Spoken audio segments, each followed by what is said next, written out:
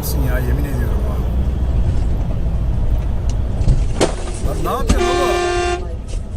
Gerizekalı önüme girdin. Lan. Lan. Vurmayacağım oğlum arkandan. Vurmayacağım. Olayın ne lan senin? Gerizekalı mısın oğlum? Bu kez bir şey yapmayacağım lan. Bu kez bir şey yapmayacağım. Hadi bakalım.